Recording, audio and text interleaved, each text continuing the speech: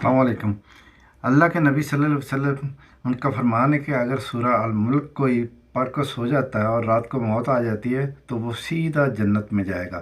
तो अभी आप इसको सुने।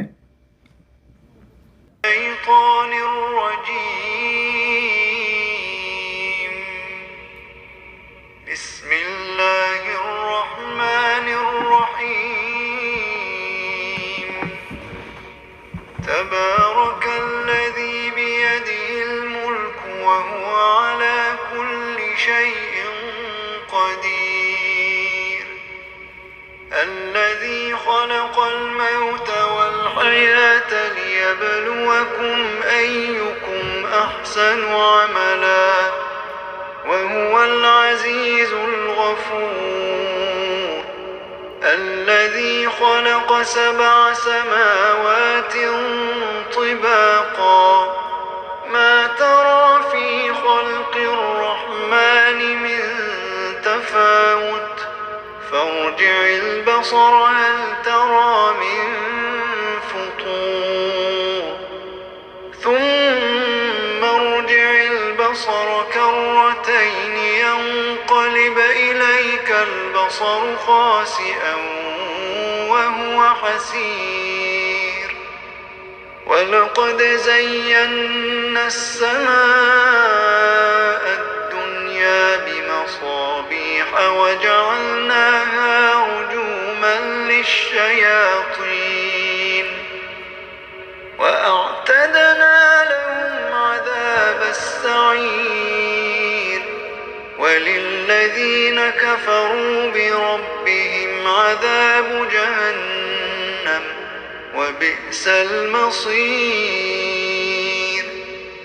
إذا ألقوا فيها سمعوا لها شهيقا وهي تفور تكاد تميز من الغيظ كلما ألقي فيها فوج سألهم خزنتها ألم يأتكم نذير قالوا بلى قد جاءنا نذير فكذبنا وقلنا ما نزل الله من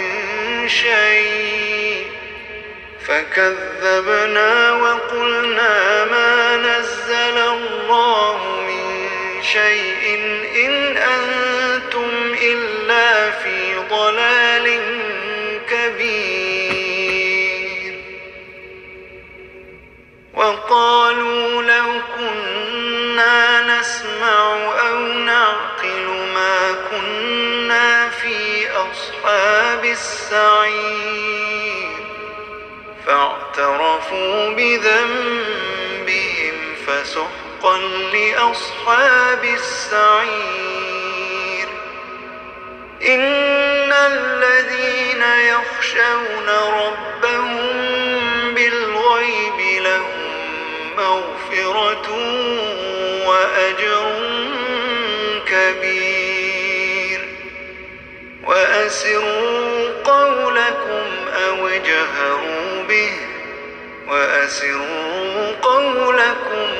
اجهروا به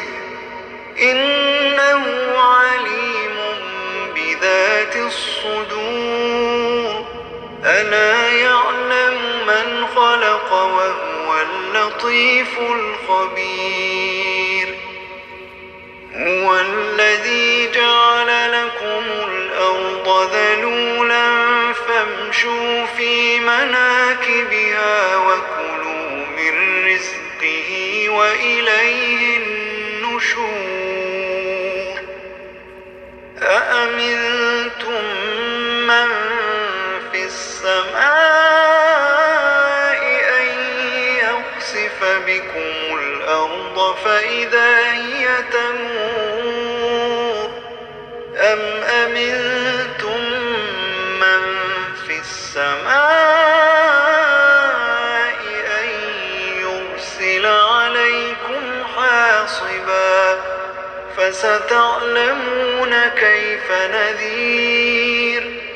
ولقد كذب الذين من قبلهم كيف كان نكير أولم يروا إلى الطير فوقهم صافات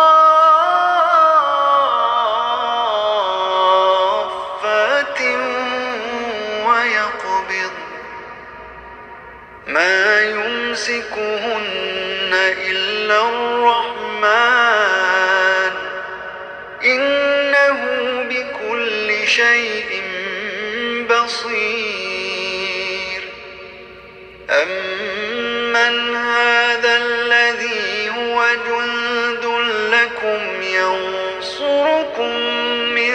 دون الرحمن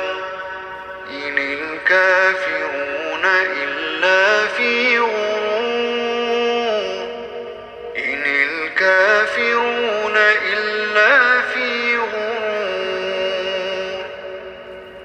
أمن هذا الذي يرزقكم إن أمسك رزقه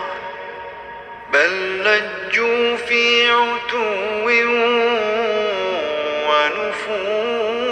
ونفور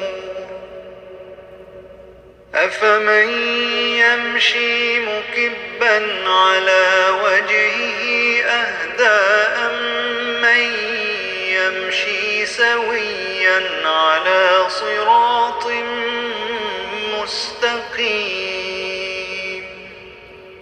شكركم وجعل لكم السمع والأبصار والأفئدة قليلا ما تشكرون قل هو الذي ذرأكم في الأرض وإليه تحشرون ويقولون متى هذا الوعد إن كنتم صادقين قل إنما العلم عند الله وإنما أنا نذير مبين فلما رأوه زلفة سيئت وجوه الذين كفروا وقيل هذا الذي كنتم به تدعون قل أرأيتم إن أهلكني الله ومن معي أو رحمنا فمن يجير الكافرين من عذاب أليم قل هو الرحمن آمنا قل هو الرحمن قل هو الرحمن آمنا به وعليه توكلنا فستعلمون من هو في ضلال مبين قل أرأيتم إن أصبح ماؤكم غورا فمن يأتيكم بماء معين जज़ाकल्लाह। अल्लाह ताला आपको ये सुनने की तौफीक अता फ़रमाए और इसके सवाब से आपको माला माल करे। तो कोशिश करें यानी कि इस सूरा अल मुल्क को पूरी सुने, यानी कि इसमें आपको सवाब भी मिलेगा और इसकी बहुत बड़ी फजीलत भी है। अल्लाह ताला आपको जज़ाए खैर अता फ़रमाए। आमीन।